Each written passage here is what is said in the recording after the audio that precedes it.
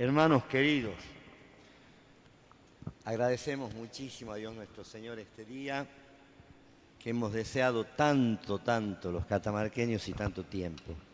Y agradecemos a los señores obispos, al señor cardenal primado de la República, al cardenal Poli, a Monseñor Ojea, presidente de la Conferencia Episcopal, a Monseñor Carlos Malfa, secretario general de la Conferencia Episcopal, a los señores obispos que nos acompañan, a los padres franciscanos, a Monseñor Díaz, a Monseñor, Miñarro, está mi querido hermano obispo de Merlo Moreno, por supuesto Monseñor Urbanch, a los padres franciscanos, a todos los que están aquí acompañándonos, prolongando la celebración de esta mañana en el gesto de bendecir dentro de la celebración eucarística el retablo que dará marco a la imagen de Beato Mamerto Esquiú, aquí frente a donde estuvo tanto tiempo su corazón, y ahora están las reliquias que el señor arzobispo de Córdoba ha entregado a la diócesis de Catamarca y que están en la catedral y a esta iglesia de San Francisco. Esta mañana, durante la celebración, en una jornada espléndida que nos ofrecía de marco un cielo azul, esa cosa tan bonita, el paisaje tan bonito de Piedra Blanca, hoy Fray Mamerto pensaba. Me lo imaginaba Fray Mamerto, changuito chico, a la mamá, al papá, andando por esos caminos, de ahí, de Piedra Blanca. Ya niñito usaba el hábito franciscano porque tenía que cumplir la promesa que había hecho su mamá cuando, preocupada porque estaba enfermito, lo consagra a la protección de San Francisco. Se podía haber imaginado que 195 años después volvería en sus restos para que el pueblo de Dios lo honrara, se alegrara y se sintiera levantado como pueblo, porque él fue fiel a Dios. Indudablemente que no.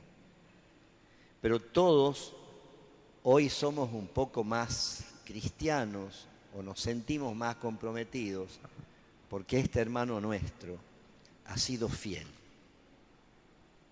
Y tan fiel que su corazón lleno de la presencia de Dios fue capaz de superar la muerte, seguir viviendo, seguir hablándonos, seguir estando en medio y en el corazón de la patria argentina.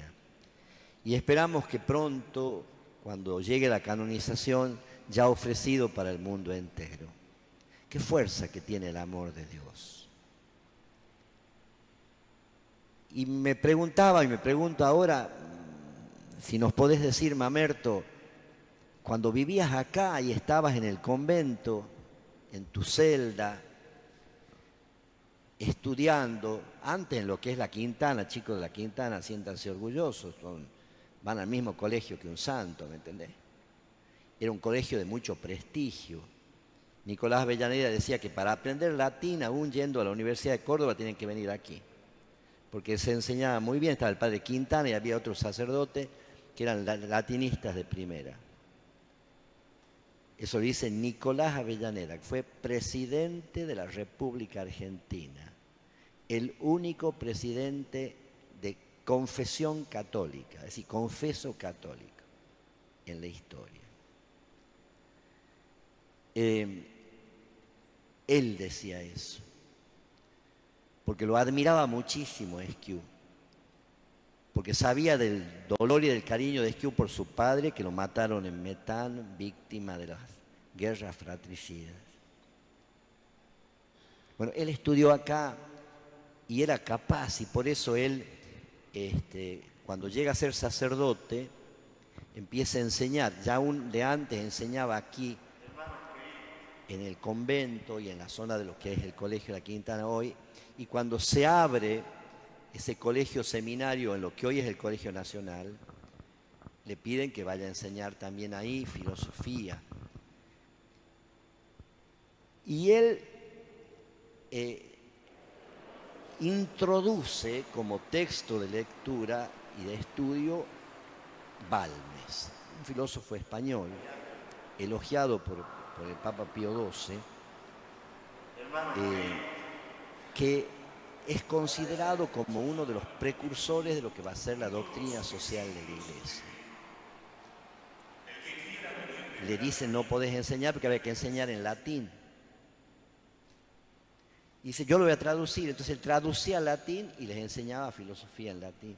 Era capaz, Fray Mamerto. Era creativo. El amor de Dios lo hacía capaz de eso y más todavía. Y uno se pregunta cómo conjugaba todo eso con la humildad que lo caracterizó siempre. Dejemos que la pregunta quede. ¿Qué te movía, le podemos decir a Fray Mamerto, para ser tan grande, siendo humilde de corazón? ¿Qué te movió a decirle que sí, tenía ya prestigio? Era un muchacho de 27 años. A ver, ¿quién tiene 27 años? Un joven. Cuando el gobernador de Catamarca, Centeno, le pide que hable cuando va a hacer la jura de la Constitución el 9 de julio del año 1853. Él había escrito su sermón o sus grandes líneas dentro del grupo de los que se oponían a la Constitución, porque la Constitución no hablaba de la religión católica como oficial, sino dejaba abierto la libertad de cultos, porque querían promover las migraciones, bueno, de las cuales muchos somos hijos, de migrantes. Y madurando eso, escribe el sermón de la Constitución, que lo conocemos por el Letamur de Gloria Vestra.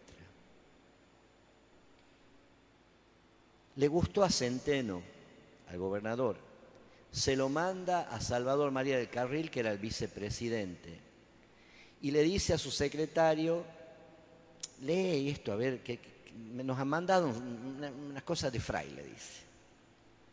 Y el secretario le cuenta 2 años después a un sacerdote, que es el que testimonia, en una reunión que tenían en Paraná.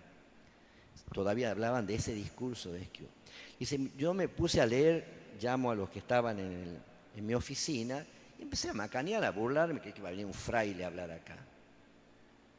A las 3, 4 palabras se ha callado la boca, empezó a leerlo con unción y le dijo a Salvador María de Carril, esto hay que publicarlo. El gobierno de la nación publica el discurso y Vélez Sarsfield, leyendo el discurso, escribe: un pueblo que es capaz de dar esta calidad de persona, aunque sean 4 casuchas viejas y caídas, es un gran pueblo. Eso es lo que yo sentí hoy en Piedra Blanca. Por eso dije, nos levantó a todos. ¿Y qué había en el discurso de Esquiú? Que muchos lo discutieron por la perspectiva que daba o lo que fuere. Un amor a la patria que nace del amor a Dios.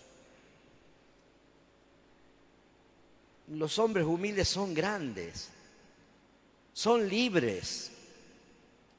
Esquiú era un hombre grande porque era libre, y era libre porque estaba por encima de las, al fin y al cabo, siempre pequeñeces humanas. Únanse, grita Esquiú, dicho en un lenguaje más elegante que acabo de usar. Basta que Argentina siga estando herida por tantas muertes y enfrentamientos. En Catamarca habían muerto como 500. Necesitamos futuro, y no hay futuro sin ley. Y no tengan miedo los cristianos de obedecer. Sin ley no hay patria, no hay futuro, no hay vida. Son 6 los discursos que llamamos políticos. Y siempre el tema fundamental es Dios, la vida, el hombre, la sociedad. Un futuro que solamente se construye en el respeto a la ley y en la entrega de uno mismo a los demás. Y lo escuchaban y lo respetaban. No solamente las autoridades nacionales de aquella época, embajadores. Rubén Darío tiene una poesía elogiosísima a la figura de Esquiú, y él había sido embajador de Nicaragua en nuestro país, si mal no lo recuerdo, y el cardenal no me corrige porque él es el historiador nuestro.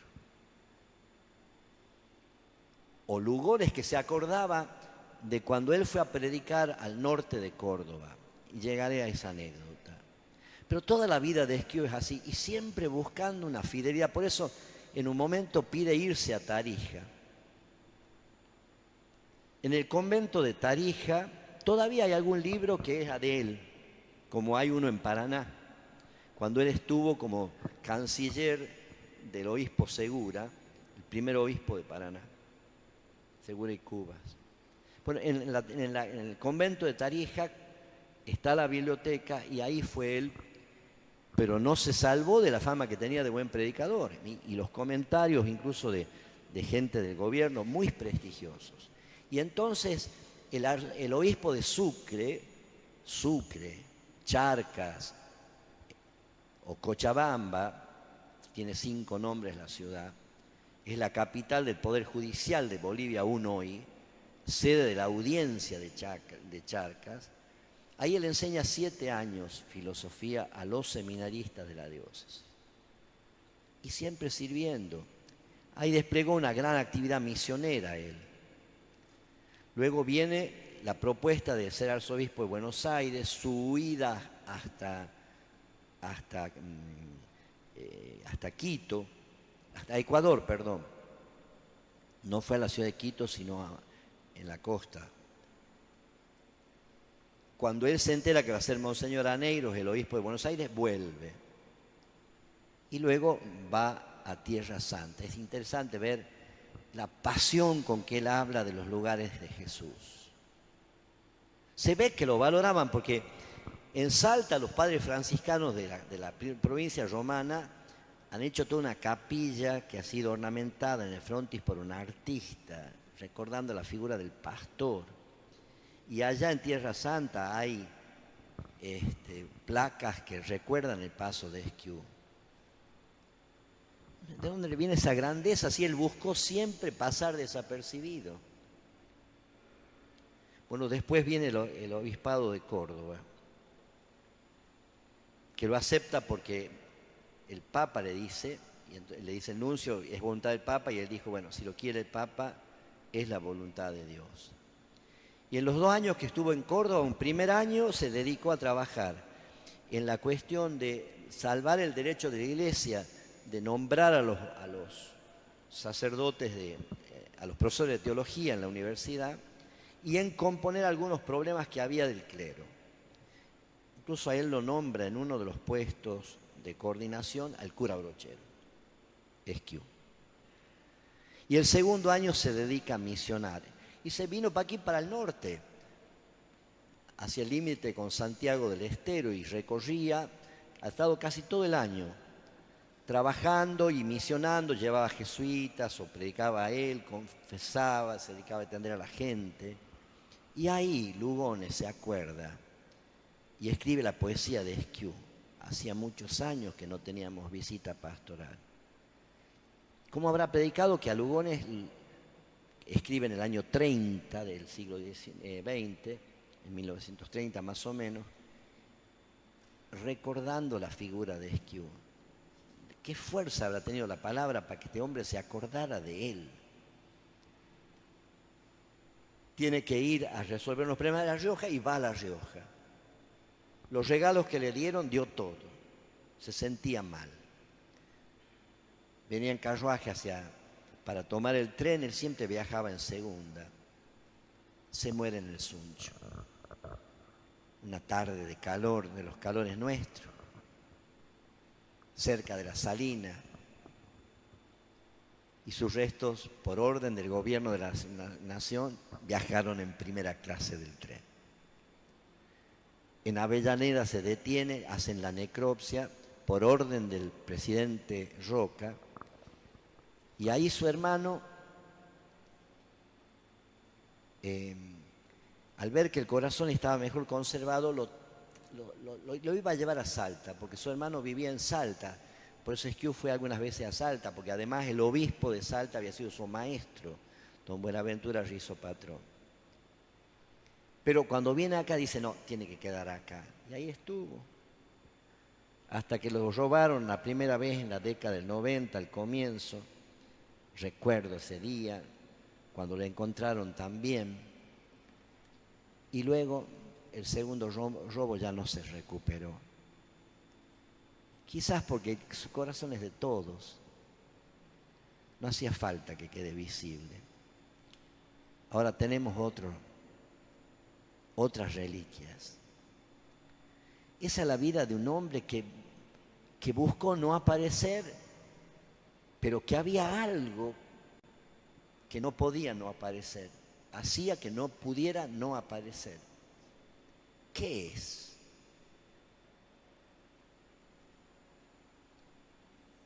Yo creo que está dicho ahí en esa expresión que es la de San Francisco de Asís, en la experiencia de su de las llagas, cuando fueron las transfixión de San Francisco de Asís. Mi Dios, mi todo. Mamerto ha sido un hombre de Dios. Y lo veía en el rostro de Cristo. Por eso quería entrar en el misterio mientras estuvo ese año largo y más en Tierra Santa.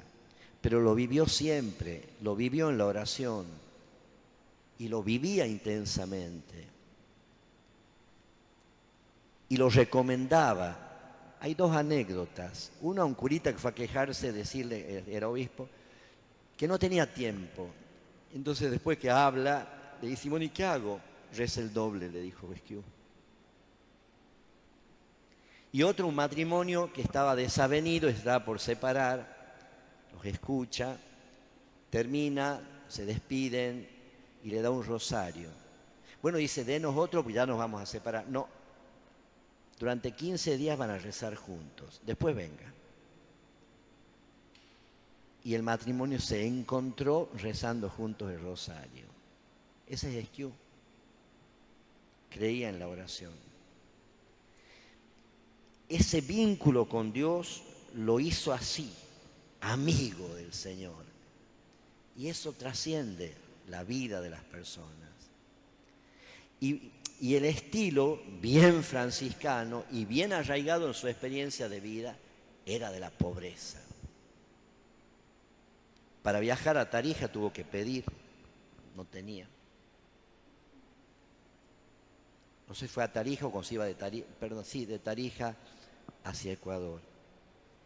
Iba parando en conventos, en algunos no lo recibieron bien, hasta que lo reconocieron. Y los 2 años que estuvo en Córdoba, los pobres sabían que tenían ahí su casa. Les daba todo, aún a veces privándose él. De tal manera que cuentan que en una oportunidad alguien fue a buscarlo, preguntó dónde vivía el obispo y le dijeron, mire, vayan a esa calle, donde vea que entran los pobres, esa es la casa del obispo. Ese es Esquiú. Es nuestro, es argentino. Y ese hombre amó tanto a la patria. El desbordarse de su corazón cuando él habla de la patria conmueve. Y la quería unida, respetuosa de la ley, respetuosa de las personas. Termino. En un momento difícil como el que nos toca vivir, no solo por la pandemia, Uno le puede preguntar al Señor, ¿por dónde va la cosa, Señor, en este tiempo? ¿Cómo enfrentamos? Fuerte lo que dice Isaías. Digan a los que están desalentados, sean fuertes, no teman. Ahí está su Dios. Eso es lo que nos dice la persona de Esquiú. Él nos muestra, su vida nos dice. Al mirarlo, uno puede decir, ahí está Dios. En ese estilo de vida, en esa capacidad de amar, en esa entrega a la voluntad de Dios. Demos gracias a Dios, porque sigue hablando Esquiú en el 2021.